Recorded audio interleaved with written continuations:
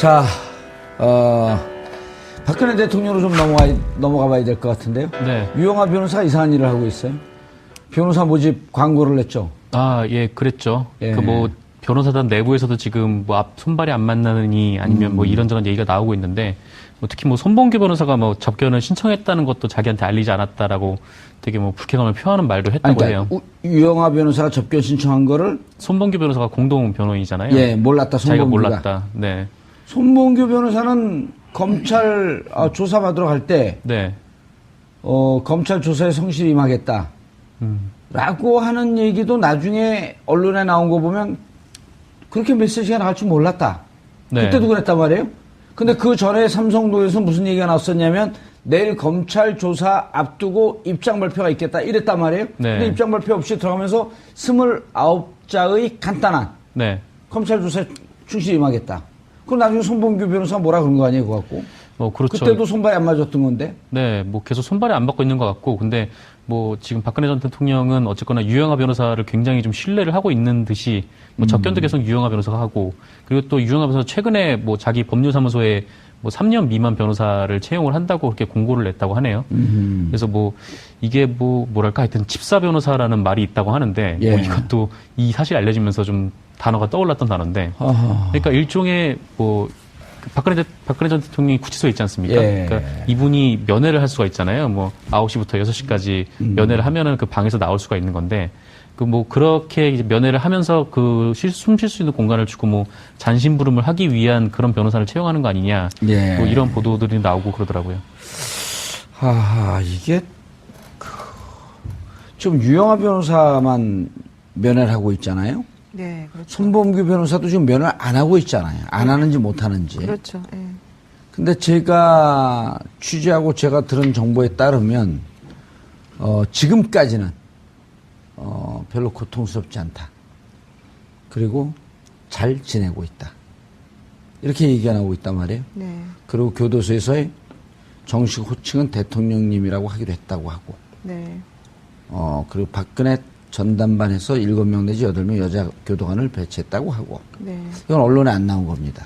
그거 나왔어요. 나왔어요? 네. 깜짝이야. 다 나왔어요? 네, 다 나온 얘기예요. 네. 별로 중요한 게 아니네요. 아니, 중요한 얘기죠. 네. 왜냐면 여자 교도관 7명을 전담 배치한다는 거는 네. 한 명에 대해서 사실은 과잉이죠. 그렇지만 어쩔 수 없는 부분이 있으니까. 그건 이제 받아들일 교도소장 수밖에 없죠. 재량이니까요. 그렇죠. 예. 근데 일반적으로는 보통 두 명 정도가 이제 이렇게 맞는 게 맞죠. 자, 그런데 유영하 변호사가 이거 왜 그랬을까요? 3년 미만 경력 소속 변호사 모집이요? 예. 그거는 제가 봤을 때는 급여를 조금 주려고 그런 것 같은데요. 3년 미만의 경력 소속 변호사라고 하는 거는 기본적으로 로스쿨 수료하신 분들을 얘기하는데요. 기본적으로는. 예. 그분들의 이제 급여가 예전보다는 많이 낮아졌기 때문에 이 임금 수준이. 그러니까 어디에 쓰려고? 여러 가지 이제 잡일을 시키시겠죠. 서면도 쓰게 하고, 잡일을 시키려고. 접견도 가게 하고, 근데 접견은 아마 본인이 그냥 독점적으로 대통령에 대해서는 할 것 같고, 나머지 사무실 관련된 여러 가지 일을 시키려고 하는 거 아닐까 생각이 들어요. 만약에 필요하다면 서면 작업도 시키고, 더 시키고 하려고 하겠죠. 언론에 안 나온 얘기 하나 해드릴까요? 네. 사람들 못 보고 이렇게 커튼 치고 있대요. 누가요? 대통령님이? 예, 대통령 그 방에. 방 주위에다가 못 보게 지나가다. 그렇죠. 차단막 같은 거 해놨죠. 그거 나오지 않았어요? 그것도 또 나왔어요? 네. 그게 이제 그건 안 이렇게 돼 나왔어요. 있어요. 여사동이, 서울구치소에는 여사동이 2개가 있어요. 예. 1동하고 2동이 있는데, 한 동에는 2층이고, 한 동은 3층짜리예요. 예. 그리고 여자 수용자들을 접견할 수 있는 변호사 접견실이 3군데가 있어요. 예. 되게 좁아요. 그래서 이제 박 대통령은 그 중에 이제 한쪽 구석에 이렇게 방을 마련해서 예전에 미군들이 사용하던 소파 협정에 의해서 미군들 수용됐을 때. 그 방을 지금 이제 사용하고 있는 거잖아요. 그래서 앞에 이제 차단막대 만들어 놓고 또 교도관도 7명을 이렇게 2인 1조로 해서 번갈아 가면서 그분을 이제 다른 사람들과 접촉을 막기 위해서 이제 하고 있다는 얘기인데요. 예. 그러다 보니까는 사람들의 눈에 띄는 걸 싫어해서 앞에다 이렇게 다 막아놓고 아무도 이제 보지 못하게 하는 거고, 특히 박근혜 전 대통령은 자기의 맨 얼굴을 사람들한테 보이는 걸 제일 싫어해요. 그럼 확인이 된 거예요? 네, 그렇죠. 그래서 자기 얼굴을 아무도 못 보는 거야. 유영하 변호사 이외에는. 그러니까 유영하 변호사는 어쩔 수 없이 이제 변호사로서 볼 수밖에 없으니까 그분은 이제 드리지만 나머지는 제가 보기에는 아마도 안 드릴 가능성이 크죠. 예. 이재원 평론가님, 네. 오늘 원래 저희가 이제 처음에도 얘기를 했는데 최순실 씨와 이제 이재용 부회장하고는 못 만납니다. 남사 여사가 나뉘어져 있으니까 접견가다가 만날 일은 없는데 최순실 씨하고는 많은 변호사들이 그랬거든요. 공범관계, 핵심적 공범관계이기 때문에 원래 같이 수용해서는 안 된다. 네. 근데 이제 최순실 씨가 결국 남부구치소로 갔습니다. 네. 이건 기본적인 원칙이거든요. 그렇죠. 예. 그런데 밖에 이경재 변호사나 유영하 변호사를 통해서 끊임없이 서로 소통하고 있지는 않을까요? 그거는 이미 오래전부터 예. 계속 그렇게 소통을 좀 해온 것 같아요. 양쪽이 서로 이렇게 탄핵 심판 과정에서 이 대리인단의 전략을 봐도 그렇고, 최순실 씨가 전략을 쓰는 것도 봐도 그렇고, 그때 이미 굉장히 강경하게 대처하면서 다 모르쇠로 일관하고 그런 식이었잖아요. 예. 이런 것이 사실은 마치 누구 한 사람이 지휘하는 것처럼 이렇게 쫙 진행이 됐단 말이죠. 예. 그래서 그때부터 이미 소통을 계속 해왔을 것이다. 그리고 지금이라 그래서 그게 달라졌겠습니까? 변호인단 간에는 아마 계속 소통을 지금 하고 있는 것으로 예. 이렇게 봐야 되겠죠. 그게 합리적이죠. 예. 네. 자, 블랙리스트 재판도 또 진행이 돼요. 이게 사건이 대한민국 국민이 전체가 다 변호사 수준으로 이 법률 지식과 재판 정보에 대해서 알아야 되니 이거 어떻게 살죠, 우리처럼. 그러니까요. 우리나라 국민들이 정말 이번 사건을 계기로 해서. 예, 변호사 필요 없는 세상이 됐어요. 변호사들이 정말 살 곳이 없어지고 있습니다, 점점. 예. 지금 재판 어떻게 되고 있나요? 김기춘, 조윤선. 블랙리스트 재판이 사실은 되게 중요한데 예. 그동안에 이제 계속 모르쇠로 일관을 해왔었는데 어제 나온 기사에 의하더라도 조윤선 전 장관 같은 경우에는 본인이 정무수석으로 그때 들어오면서 전임자로부터 브리핑을 받는데 처음에 웃고 있다가 나중에는 얼굴 표정이 굳어졌다는 얘기잖아요. 블랙리스트 관리 얘기를 듣고 특히 그것을 대통령이 직접 챙겼다 이런 얘기까지 들으면서 우리가 이런 것까지 해야 되냐 이런 얘기도 했었다는 거예요. 조윤선 장관이? 네, 그러니까 근데 이제까지 왜 부인하고 있었어요? 그러니까 그동안 부인했던 것에 이제 빼도 박도 못할 증거들이 그렇게 나와서 어허. 이제 아마 오늘 재판에서도 그런 것들을 들이대게 되면 좀 심경의 변화를 일으킬 수도 있다 이런. 누가요? 조윤선 전 장관이. 그리고 또 하나는 조윤선. 지금 그 진술은 조윤선 장관이 했다는 게 아니에요? 한 게 아니죠. 다른 사람이 이제 어제 다른 사람이 한 거고.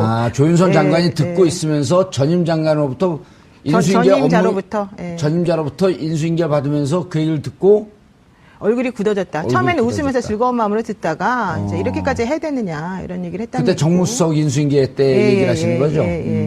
그렇게 됐고 그래서 이제 오늘 재판하게 되면 과연 이 사람이 견딜 수 있을까? 또 중요한 건 지금 조윤선 전 장관의 심리적 변화가 사실 매우 중요합니다. 예. 그분이 지금 구치소 생활을 잘 못 견뎌가지고 귤만 드시고 엄청나게 지금 말랐다는 거잖아요. 그리고 남편하고 하루 종일 그 접견실이 3개밖에 없는데 접견실을 아침부터 밤까지 계속 자기 혼자 독점적으로 사용하다시피 하고 있어요 지금. 그 변호인 접견은 그 시간 제한이 없으니까. 없죠. 그러니까 그러면서 남편하고 계속 이제 그런 소통을 하고 있는데 얼마나 답답하겠습니까? 그런 여러 가지 것들을 지금 보게 되면은 본인이 빠져나갈 방법이 점점 없다는 것을 이제 깨닫게 되는데 이런 결정적인 증거까지 법정에서 제출이 되게 되면 사실은 이제 결정을 해야죠. 본인 스스로도. 계속해서 일관되게 부인하는 식으로 갈 것이냐 아니면 정말로 김영재, 김상만 그런 병원 그 원장들처럼 그냥 죄송하다 그러고 읍소 작전으로 갈 것이냐. 사실 그럴 수밖에 없어요. 이미 조윤선 장관은 그쪽으로 좀 틀었다고 이렇게 보이지 않나요? 그렇게 될 수밖에 없죠. 얼마나 불안하고 강박 증세까지 보이는데 사실 그 안에서 잘 못 견디고 있는 게 사실이거든요. 안 갔다 왔잖아요. 저는 구치소는 안 가봤는데 이제 거기 들어간 사람들이 의뢰인들이 많잖아요. 제 의뢰인들이. 무척 떨죠. 아니 근데 두 부류가 있더라고요. 되게 적응 잘하는 사람들도 있고 저 같은 사람들이 있고. 그리고 또 적응 못해서 조금 말린 사람도 있어요. 근데 좀 지나고 나면 확실히 이제 얼굴들은 다 살이 좀 붙으셔서 세 번째 좋아지기도 부류가 하고. 있어요. 어떤? 적응 못하면서 잘하는 척하는 사람도 있어요. 연기하는 사람들. 쪽팔리니까. 또 뭐 가면 우울증 이런 건가요? 감염성 우울증이요? 아니 참는 거죠. 참아요? 무너지면 지금 죽는다고 보고.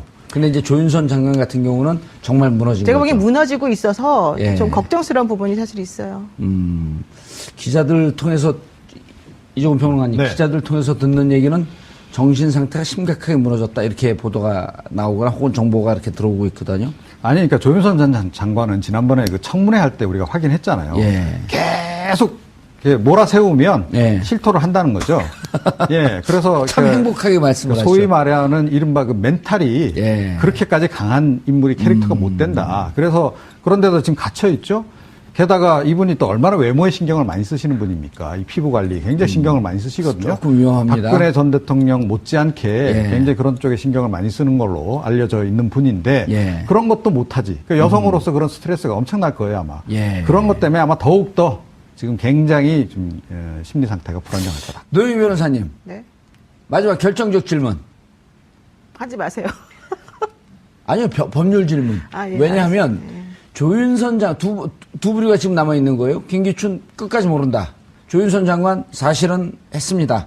대통령 지시로 했습니다. 그리고 인정하고 잘못했습니다. 라고 갔을 경우에 직권남용이란 말이에요, 이게. 물론 기본적으로 특검에서 헌법 정신을 위배한 것이다라고 아주 높은 법률 철학적 얘기를 했지만 법은 싸잖아요, 이게. 직권남용 5년 이하의 징역. 네, 되게 형량에서 약간 예, 10년 이하의 자격정지. 1,000만 원 이상의 벌금. 이하의 벌금. 이하의 벌금. 그게 싸단 말이에요, 이게. 그럼 인정하게 되면 조윤선 장관 같은 경우는 형이 집행유예 나올 가능성이 높은데. 나와야 되겠죠, 사실. 근데 김기춘 실장 같은 경우는 부인한단 말이에요. 그럴 경우 집행유예로 못 나오지 않습니까? 이제 집행유예 해주는 조건이 예. 기본적으로 본인이 이제 정말 범죄 인정하고. 저질렀다면 범죄한 사실을 인정하고 진정하게 뉘우치고 이래야 되잖아요. 예. 개전의 정이 있는 게 또 예. 중요하고.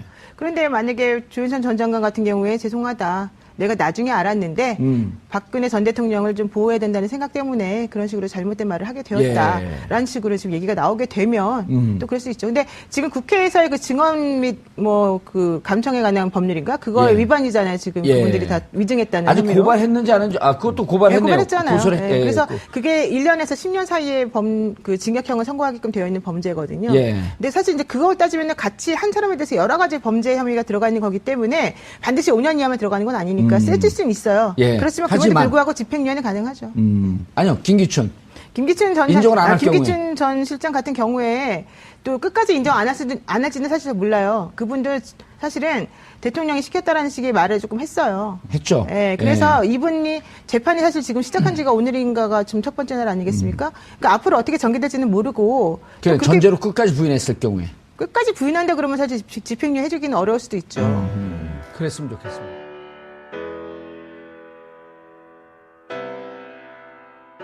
그렇게 공고를 냈다고 하네요. 그래서 뭐 이게 뭐랄까 하여튼 집사 변호사라는 말이 있다고 하는데 예. 뭐 이것도 이 사실이 알려지면서 좀 단어가 떠올랐던 단어인데 아하. 그러니까 일종의 뭐 박근혜 전 대통령이 구치소에 있지 않습니까? 예. 그러니까 이분이 면회를 할 수가 있잖아요. 뭐 9시부터 6시까지 면회를 하면은 그 방에서 나올 수가 있는 건데 그 뭐 그렇게 이제 면회를 하면서 그 숨 쉴 수 있는 공간을 주고 뭐 잔심부름을 하기 위한 그런 변호사를 채용하는 거 아니냐. 예. 뭐 이런 보도들이 나오고 그러더라고요. 이게 지금 유영하 변호사만 면회를 하고 있잖아요. 네, 그렇죠. 손범규 변호사도 지금 면회를 안 하고 있잖아요. 안 하는지 못 하는지. 그렇죠.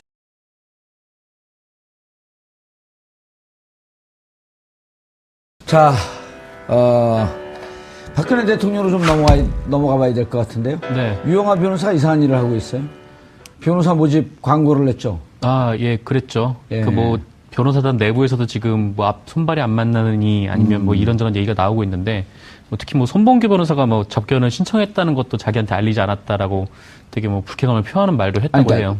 유영하 변호사가 접견 신청한 거를 손범규 변호사가 공동 변호인이잖아요. 예, 몰랐다. 자기가 손범규가. 몰랐다. 네.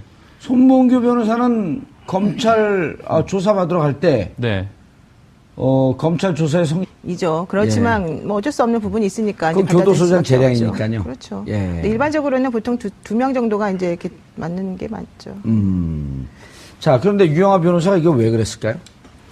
그 3년 미만 경력 소속 변호사 모집이요? 예. 그거는 제가 봤을 때는 급여를 조금 주려고 그런 것 같은데요.